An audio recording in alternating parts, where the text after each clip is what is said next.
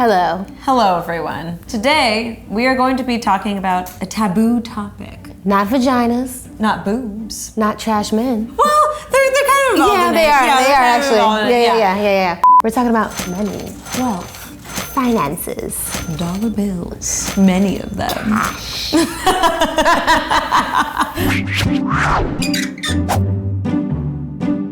Freddie and I really love taking control of our finances. A lot of our friendship actually just is talking about finances and like home buying, you know, all that sort of assets. Yes. And it's something that we can control. We just don't necessarily know how to control. Yeah. So today, we want to take control and learn how to invest. Grab it by the money clip? the what? The money clip? The money clip? Yeah. Grab by the wallet? Grab by the checkbook. Yeah. We're gonna bring in Sallie Krawcheck of Ellevest, and she's gonna give us the down low on how to really be wealthy women, which is what we both want. That's what we want. We want lots of money. We want to not have to worry about our money. We want our money to work for us. Yeah. And that's what investing does. Yeah. So today, we want to learn and we want to get our money right. Let's do it. Let's do it. I'm Sallie Krawcheck, and I'm the CEO and co-founder of Ellevest. I spent most of my career actually on Wall Street. My 20s, I was an investment banker, which I hated. My 30s, I was a research analyst, which I loved. My 40s, I was in wealth management, which is helping people investing. And all of that led to me founding Ellevest, which is an investing platform really focused on women, run by women, funded by women, helping women invest. Today, the vast majority of the investing industry is white and male. But we're seeing increasingly people at Ellevest are saying, I'm tired of supporting the institutions and companies that haven't supported me. Not only is it good to diversify your investments, it's good to diversify the people who manage your investments. All right, so now I'm going to spend some time with Freddie and Chantal, and we're going to talk about getting them to invest. Hi. Hey. How are you? I'm good. How are you? I'm good. I'm ready to talk money. Okay, me too, always. I feel like I'm more of a novice to this than Chantal. So Sallie, thank you for coming here and talking to us about all this stuff, because it's really scary when you don't know anything and you don't know where to begin. I know. Well, we've been taught it's scary too. Today, we women tend to prefer to talk about anything rather than money, including our own death. It starts in childhood and it becomes part of our identity that becomes difficult to fight our way through. My relationship to money has kind of been very like fear-based. So I've just always been taught like, keep your money, save as much as you can, keep it in a fund, put it away, don't touch it. Right. So there's this really interesting research where when you speak to the genders about money, both of them tend to think of it as water. And for the guys, it's a river. And the money's coming in, the money's coming out, and the level's going up and the level's going down. And for women, it's a pond. And this is my money, and I've got to take care of my money. And it goes in one direction and it's down. By viewing it as a scarce resource, right, and not viewing it as having the ability to grow, we tend to shortchange ourselves. Right, if you live longer, then you need to have money to live longer with. And the part of the advice to you that was wrong is you need to, yes, you want to have your own money. Yes, you want to have some that is safe and protected. But the money you have in the bank is losing you ground every day. I just want to be as confident as men are with their investing. No kidding. Proactive action is the #1 driver of our confidence in our future. So today, for so many women, the primary emotion around money is not independence and freedom, it's loneliness and isolation. And I've received these messages that I'm not good at it, and I'm confused about investing, and I don't know how to get from here to there. Oh, by the way, and I'm incredibly busy. Oh, I haven't even gone into my favorite, the latte. Don't buy the latte, invest the money, and become a millionaire. On what effing planet does that math work? Like, no planet. So before we get started, where are you on your debt? So I still have student loan debt, and then I don't have any credit card debt. Great, I'm glad to hear that. Do you know about what the interest rates are on your student loan debt? Too much. That's all I know. My biggest loan is just for my condo. I'm done with my student loans. Wow, great. Yeah, That's I was great. really fortunate to be able to get a lot of scholarships and grants. And then I have a car, like a lease. And so then I just have that. Yeah. Those are my 2 main bills. Anything below 4%, 5%, let that ride. pay those minimums. Every once in a while, call the provider, ask to take the interest rate down. And you don't want any debt outstanding that's above 10%. That you need to pay down right away. So take a look at that and start to, chop away at those things. Okay? You need to pay off your high interest rate debt first. And once you do, to begin to invest just a bit out of every paycheck. So it sounds to me like you're doing a lot of things right. The thing you're not doing right is you have too much of your money in a bank deposit. Sitting and losing your ground every day. Now that I've learned the good habit of saving, I don't know what to do with my savings. I have an answer. I have a pretty robust, for me, savings account. Great. Okay. Are you investing in the 401k here? Yes. Okay, are you getting the match? Yes. Good. Yes. Good. I keep hitting you. I keep hitting you. I really like what I'm hearing from you. Okay, good. Well then let's start in on Ellevest then. Okay, so I've started making my profile. And so you've got two choices here. Okay. You can invest in general to build wealth. Gosh, I don't know what my goals are, but I know I want to have more money. Or we can go into quantifying, choosing, and investing for specific goals. All right, so stocks, bonds. Stocks, I essentially own part of a company. Bonds, I have debt in the company. The company has borrowed money from me. I don't own it. It's an IOU. Stocks, typically higher returns because higher risk.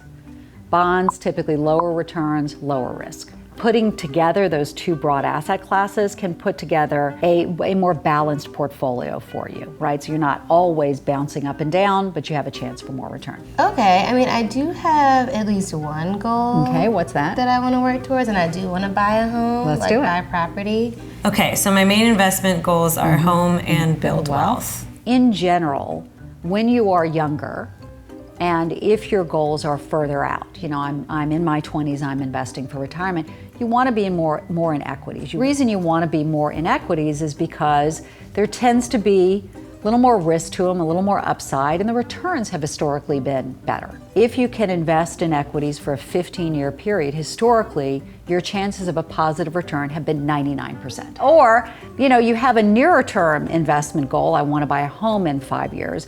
You want to be a little less risky.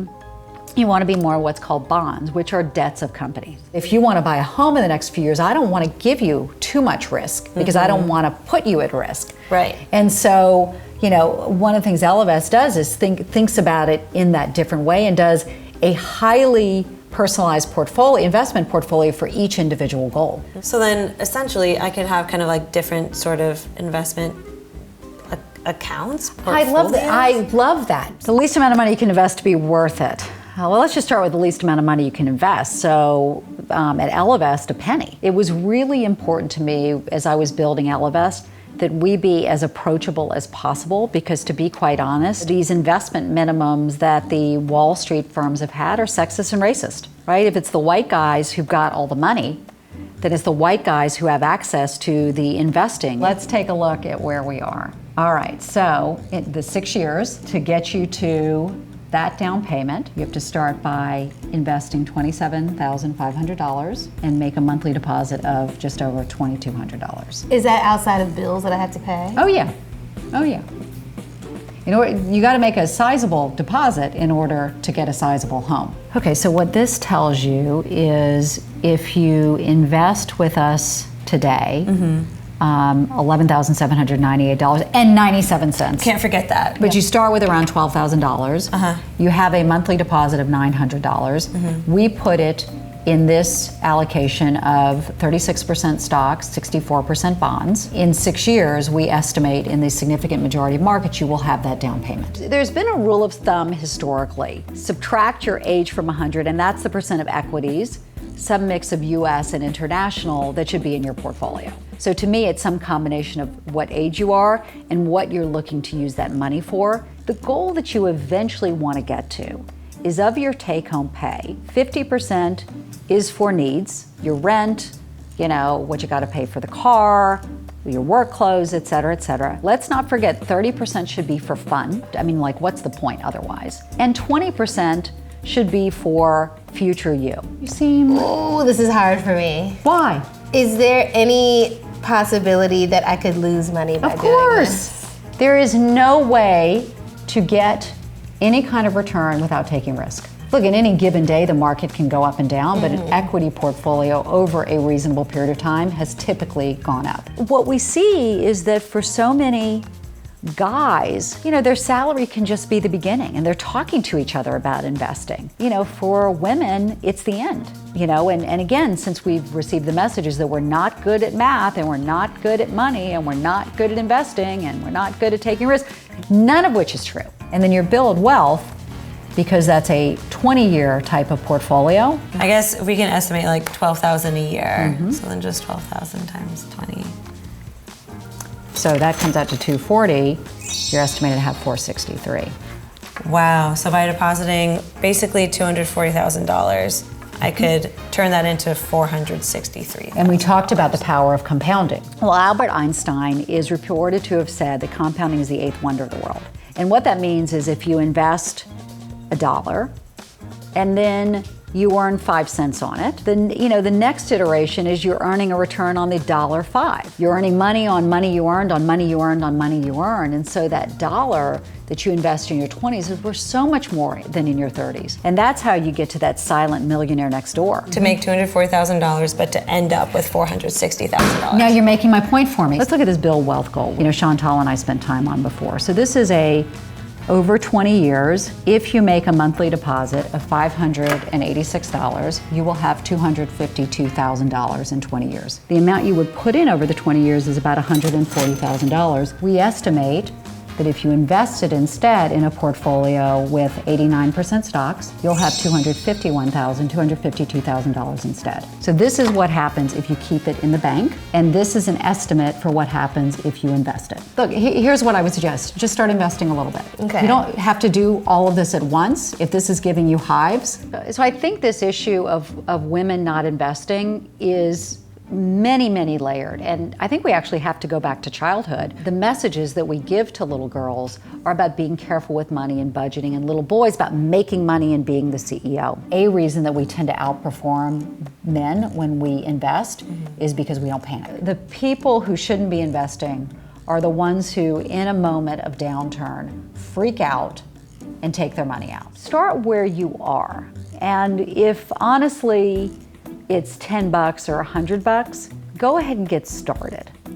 Okay, this is an opportunity. This is an opportunity. This is an opportunity. You're not putting all my money in this bag and running off to the sunset.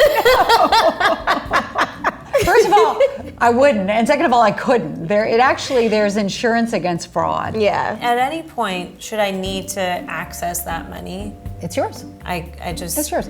It takes a few days. Right. But it doesn't take months. It's your money. It's not that women don't have money. We've got money, but there's an industry that has really just looked right through us. They've just done a better job for men and have made so much money from it.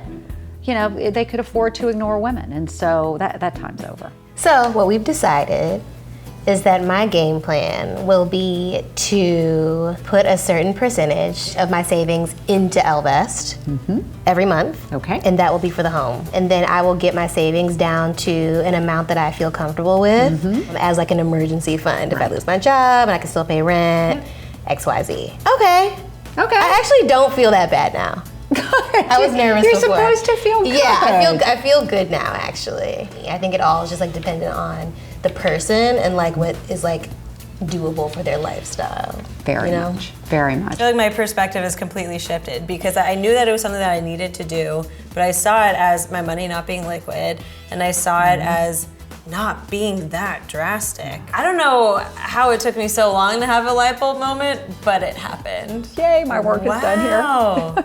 Talk about money. Talk with our friends about how much money we're making. Ask for that raise. If we don't get that raise and we're able to, leave the companies that aren't paying us well. A couple of different job offers. Look up, are there women in those senior roles? Are there people of color? Are there people in minorities in those senior roles? And if they don't, take your talents elsewhere. Buy from women and minority run businesses. I think we need to break the wheel, and we need to invest. The other thing that's sort of cool here that we do at Ellevest is we enable you to not just invest in what we would call a core portfolio, but also an impact portfolio. That's a portfolio in which the money goes towards more women-run businesses, companies that are working to advance the environment as opposed to hurt the environment, companies with a social good to it. These perceptions we've had of ourselves around money that society has imposed on us are killing us. And so to smash through this and have confidence and a sense of abundance changes everything for us. So Sallie, thank you so much for coming and teaching us so much and showing us so much. So helpful. Thank I've you. learned a lot today. Good. A lot. Learning how to invest with Sallie Krawcheck of Ellevest. Lady tested. Lady invested. Money, money, money, money, money, money, money, money, money, money, money, money.